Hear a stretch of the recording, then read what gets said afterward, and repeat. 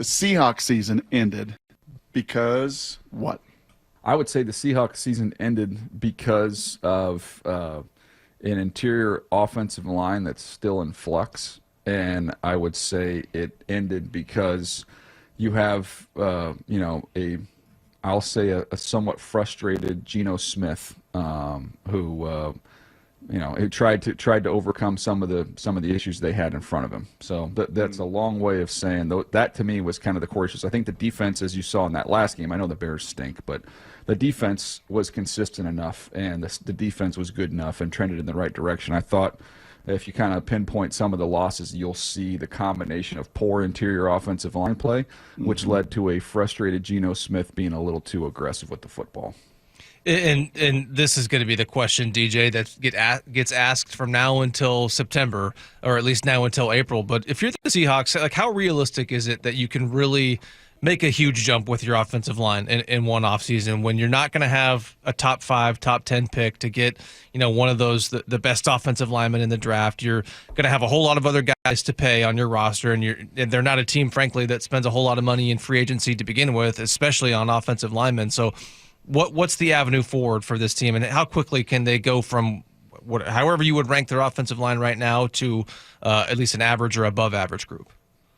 I actually think it can all happen in this offseason. To me, the tackles are fine. I think you can win with the tackles. To me, it's the interior 3 that needs to be addressed, and those aren't premium positions that don't require premium picks. You can attack that with day 2 picks and get massive upgrades. You can go into the free agent market and find an upgrade. Like I think that's 100% doable. And now you have to hope that once that gets upgraded, then Geno clean some things up. I went back and watched, he's got 15 picks. I was curious. I went back and watched all of his interceptions, and I was going to say, okay, what does this look like? And the way I tallied it when I broke them down, there were 8 of the 15 that were forced throws. Him trying to be too big, trying to do too much. A lot of them, he's under pressure, he's scrambling. It's just he's got to not give into that urge to try and make this superhuman hero throw. So that was 8 of the 15. 4 of them were tip balls, which to me, it's just luck. I mean, it has nothing to do with him. Either tipped off of a defender, tipped off of a receiver's hands. 2 of them I'll give to, DK Metcalf. I think maybe the only receiver that I give 2 interceptions to this year, but there's 2 routes that I put on him watching it where he's drifting. Yeah. So you've got 8 of them on him, and then you've got 1 where he's hit 4 tips and 2 on a wideout. So I don't think it's as bad as the number looks when you're up there with the league leaders in interceptions when you break it down. But those 8 forces, those 8 kind of hero plays, he's got to dial that down going into next year. I think one of the more pressing questions, and Mike McDonald didn't want to do an autopsy, rightfully so, yesterday, and we'll wait till the regular season ends on Sunday before digging into lots of the personnel questions, the staff questions. Where does Daniel Jeremiah typically fall on the, it's better to have continuity and grow together versus, man, we did not really build an offensive identity and it went the wrong way really over the second half of the season. We need to make change. Where do you typically fall on continuity versus change? I think if there was nothing to hang your hat on, if you never saw the flashes of the good, then you could say, okay, maybe we scrap this thing, 1 year in. I think there was good. I think you look at look at the passing yard numbers. I mean, they've had success putting the ball up in the air. The rushing numbers, I thought there were glimpses and flashes of that run game getting going. I think the offensive line changes they had, or the additions that they had coming down the home stretch helped the running game. So I think I think the numbers are almost on par with where it was the year before. They're about 500 short of where they were in 22. But to get to it, I think I've seen enough there where I'm curious to see where this goes with a few roster upgrades. Because there were definitely good flashes, good moments throughout the year. How would you characterize Grubb's scheme? As you kind of watch it all season long, you look at the different protection issues. If you got a Ben Johnson scheme, if you got a O'Connell scheme, if you got a McVay scheme, a Shanahan scheme, you got these different schemers across the league. Where does Ryan Grubb, to your eye now, with 16 games under the belt, where does it fit, and how would you characterize it? I would say it's almost a short and long offense where You're going to get quick, and then you're going to get vertical. And I think for them to get to the next level, they have to get better. And that's not just in play design, but also in execution. When you watch these good teams and you see what they're doing in the intermediate level with all the different mesh concepts that they utilize to manipulate motions and shifts, to go along with that to complement it. But I would say that middle chunk of the field, and some of that, quite honestly, might be Geno too. Geno prefers to live underneath and then trying to get the ball vertical. But I think there's more to be done in the intermediate and the middle of the field. I was saying to Brady last hour, I think this is going to be, and I know it's hyperbole, and we often say it every year leading into the offseason and the draft, and it's such an unbelievable ordeal. It's become such a major storyline. But DJ, I'm writing down here, I've got the Jets, I've got Cleveland, I've got Tennessee, I've got Vegas, I got the Giants, clearly all in need of a quarterback. I have Pittsburgh, I have Indianapolis, I have New Orleans. Maybe Bryce has settled some things down in Carolina with his play over the final month or so, but that's 8, 9, 10 teams that have legitimate quarterback conversations. And you know this, we talked about it. Other than Shedeur and Cam, and both those guys are going to get picked apart, I mean, you don't have enough supply.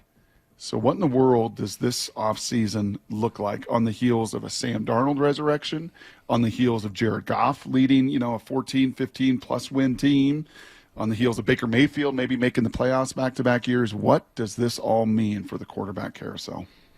Yeah, I posted, or we talked about it on the podcast yesterday, which was like if you look at the just passing yardage, which is just kind of a random stat to grab, but 4 of the top 5 in the league are not on their original team because Geno is the other one that you didn't mention in there. So this is the challenge. Okay, we're going to try and find somebody that didn't work out elsewhere. So what are we looking for? And these are the 2 basic criteria. Number 1 is that, where they were drafted, it indicates the level of ability. There's some guys that you misevaluate and they come into the league and you never see any, glimmers of hope. You never see any flashes. I think Josh Rosen's probably the poster child for that, where you're just like, you know what, we just misevaluated. He's not as talented as we thought he was, coming into the process. But the guys that you mentioned, Baker, Sam, they all had their moments. Jared Goff obviously went to a Super Bowl. They had their moments with their original teams where you saw the flashes of what that ability looks like. They just didn't maintain any consistency, and so those are the guys you're trying to target. I was just laughing the other day, like Drew Lock has one good game. Well, when you have the number of good teams or number of teams in this league that need quarterbacks, that's a flash. You're like, okay, well, this guy had some ability coming out. I knew that. And now at least he's shown us that that's in there. Can we get more out of that? I think, we'll see what happens if Zach Wilson, does he get, recycled somewhere? He's going to be given an opportunity because he has a ton of ability. And we've seen basically everybody that's the Jets have washed out have been able to find success elsewhere. So that's going to help him. But yeah, it's going to be the off season. I've been saying it, for months now that this is going to be the reclamation quarterback off season, and there's going to probably be a lot more misses than hits in that venture. Yeah, with some of that supply and demand issue, I could very easily see Drew Lock starting for some team next year as a bridge guy, especially coming off that performance he had last week. I'm curious, and I know, DJ, you will take a much deeper dive into this draft class and this quarterback class, more so in the coming months maybe than you have right now. But just as you look at it now, what do you feel like the drop-off is between the top 2 guys, Shedeur, Cam Ward, and then kind of that next tier? Just because if you're the Seahawks, I don't think it's realistic for them to think that they could draft a quarterback in the first round. But I'm wondering more so about maybe day 2 picks for them and whether that could be a possibility. And what do you feel like the drop off is, and what's the viability of finding like a potential long-term answer kind of in that second tier of quarterbacks? Yeah, I mean, there really hasn't been a second tier for years now. Like, it's just guys get pushed up into the first tier, and then there's the third and fourth tier. Those day 2 quarterbacks are few and far between. So, where I am in the process now, I got to do a lot more. There's some guys that are interesting. Like, to me, Jackson Dart is interesting. Mm-hmm. Probably more moxie and toughness over pure, throwing talent, but he can make some throws. He can move around. He's ultra competitive. So kind of a fun one to work with there. That would be the first one that kind of comes to mind. But it is, I'm telling you, man, it's going to be people are going to be calling on Malik Willis People are going to be seeing if they can pry J.J. McCarthy out of Minnesota after the year that Sam had. I'll do more on these guys as we go through, and it's probably bad for business for me to be talking more about the available NFL quarterbacks versus hyping up the draft and getting excited about what's to come. Mm-hmm. But I feel deep in my bones that that's where we're headed. Okay, so what does that mean here in Seattle with Geno? He's got some $6 million in escalators on Sunday. If he throws for, what is it, Brady, 185 yards, He hits a $2 million escalator. If he completes enough passes to stay at the number he's at right now, 70%, he gets another $2 million escalator. If they win their 10th game, he has another $2 million escalator, right? And he's going into the final year of that contract with the possibility of adding $6 more million to it, Brady, which would put it around $29 million that he'd be in line to make next season. 29, 30 million. He wants more. Sorry, 31 million. I'm sorry. He wants a whole lot more than that. How do you see in your crystal ball here to wrap up 2024? What does the Geno Smith on the final day of 2024 crystal ball look like for 2025? It feels like as we've kind of gone throughout the year, maybe it's shifted and changed a little bit. Mm-hmm. At 34 years old, the play's been a little bit up and down. The hope is that maybe going into next year's draft, as people look ahead, that there's quarterbacks, it's going to be a more loaded field than what we have right now. To me, it feels like a ride it out. If you're the Seahawks, and the way with the CBA this works is that the teams have all the leverage. It's darn near impossible to sit out.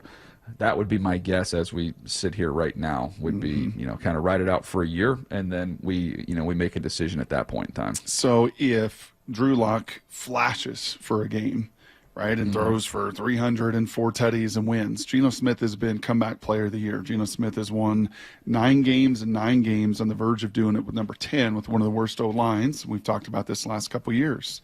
If you're the Jets, if you're Cleveland, if you're Pittsburgh, if you're Tennessee, if you're Vegas, if you're New Orleans, if you're the Giants, is there a possibility to have demand for Geno if he plays hardball on his side?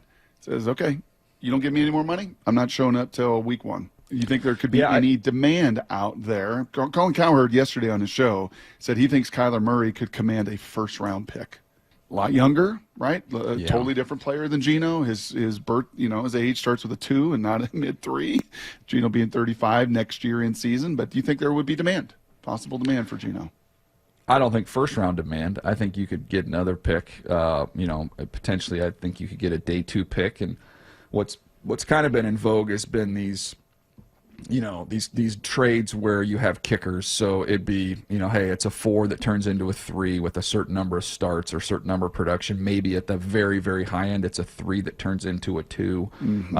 I'm sure one of those teams you'd be able to fetch something. Cleveland will not be one because of the financial commitment they have with Watson. I think they're looking to draft one. Mm-hmm. They need to go kind of the Denver route with replacing Russell Wilson with a cheap draft pick. So that would be the plan for that particular team. But no, there's just so many teams that need quarterbacks, and when you start looking at what's available, Geno's going to be one of the more talented guys. Now the age is the age and the salary are going to be the 2 prohibiting factors, and that's why I think you wouldn't fetch what maybe his ability compared to the rest of the field would suggest. DJ, if you are the Vikings, and I apologize if you've been asked this question already, and maybe you've been asked it several times, but if you're the Vikings, what do? You got Sam Darnold, who is leading a team that may end up with the number 1 seed in the conference, a 14-win Vikings team. That's not that long ago that they spent, a top 10 pick on J.J. McCarthy, who missed his rookie season with a knee injury. What do you do going forward? For a guy, by the way, carried on the shoulders of his teammates in a regular season 14. I don't think I've ever seen that scene. I don't think Kevin O'Connell did either. So he was standing there, and they had a great shot of him looking at, wow, this team loves this dude.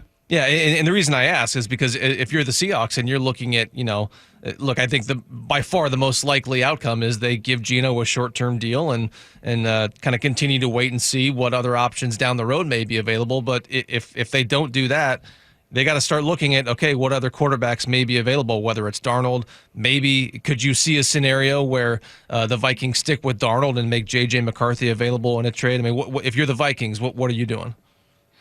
Well, it would be fun to look at a couple different scenarios for them, and they'll have to explore everything. My gut would be maybe the smart thing is, hey, let's go franchise tag. Let's run it back for a year.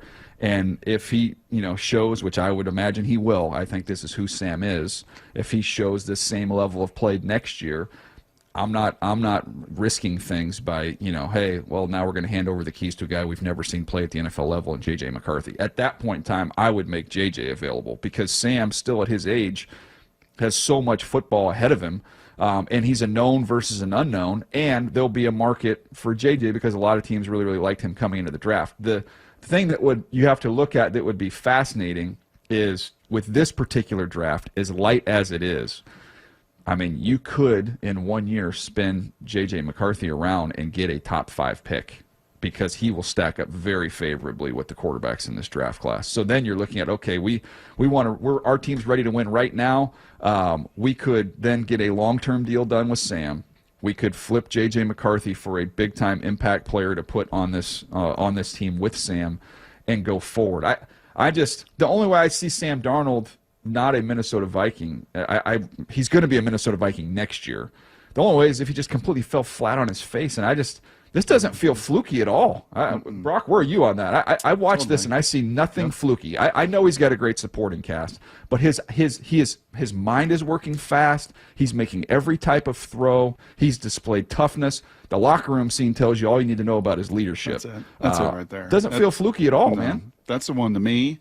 And that's the one, and this is where it gets a little gray and a little tough and a little complicated to try to kind of compare Geno's situation and what have you. But, man, the love and affinity those teammates have for Sam, and it wasn't just that locker room scene. We've seen that over the course of the year, right? They just love him. I said to Brady yesterday, that might be another one of my new optics is just when you talk about a quarterback elevating everybody around him, how about spinning that the other way and going, how about a group that just loves and would just lay their life on the line for the QB, and when you have those guys, and they're, Joe Burrow, and they're some of the best players in this game talent-wise, but on top of it, they've won their locker room. And it sure feels like Sam has won that locker room. Those are the guys who, teammates go to war with. DJ, how Yes, sir. can the clock management in the NFL and the decision-making be this bad? I mean, you're in a radio booth in real time. Mm-hmm. I was telling Brady this yesterday. It's the one place where I legitimately feel like, well, hold on a second. And you could hear it in Tirico's voice at the end of the first half and the end of the game. And he was just like, call the timeout. Call the timeout. Like, what are we doing here, basically, Yeah. And for the Arizona Cardinals to have first and goal at the 5, and the Rams still have one timeout, 37 seconds. Just run it, make them burn their final timeout so that, if you score, they don't have 33 seconds in a timeout to drive down and kick a game-tying field goal. Just make the right decision. Raheem Morris twice. End of first half. Don't leave the first half with 3 timeouts in your pocket. And certainly, honestly, we saw this with the Bears on Thursday night. We saw it on the Bears, cost Eberflus the game. How, in this league, at this level, with all the resources and coaches, how is that possible? I have no earthly idea because all of them, when they get hired and announce their staff, there's one person on there with as large as these staffs are that's designated to be that guy. He's going to be our eyes and ears, and he knows all the scenarios, and he's going to handle that. And this doesn't make any sense. I'm literally watching the game with my 2 sons. One's a junior in college, but the other one's a junior in high school. And they're just screaming at the TV. Right. What are you doing? Call timeout. This is not hard. Maybe. And I saw the theory on there that maybe, as part of the interview process, we should make these coaches play Madden and let's watch how they handle it. Let's just, I don't care how many yards you get, how you move the football, but let's see how you handle the timeouts in a video game. If you can't ace that test, then maybe we don't want you as our head coach. Yeah. And I would say, and Brady, I don't know where you feel on this, I would say Mike Macdonald, year 1, has been unbelievable. He had a little snafu, I think, in the 49er game and got away with it. But outside of that, DJ, every big moment, every decision, do I go for it? Do I punt it? Do I kick it? He is not one time has it felt like the game sped up on him. Not once. And I think look where he came from, too. Yeah, that's probably a big part of it, right? Yeah, and that's one of the things, too. John Harbaugh obviously has been around forever, but also a special teams background. There's just a full understanding of how to manage situations. And It's not, and look, we're picking on the NFL. Watch these, these bowl games and watch these college coaches. Yep, that's brutal too now. Yep. Yeah, it is wild how some of these coaches screw up, things that you could see from the press box and from the announcer's booth. And I just wonder if part of it is things get so chaotic. I would love to have a line to one of those headsets and to see how chaotic it gets and all the different people who are, yelling different things on those headsets in that situation. Well, sometimes it's like there's two options, right? So, and you can argue which one's better, but these are your two options. Like I was watching a bowl game. It might have been the SC game, Brock. I don't know if I remember what it was, but it was like, okay, we can kind of go for this thing and try and make a play to get closer, or we can wind the clock down to 3 seconds and kick it. They bang a timeout with 10 seconds and then kick it. And I'm like, well, now you got to kick off. That was not one of the options here. You've got one or the other.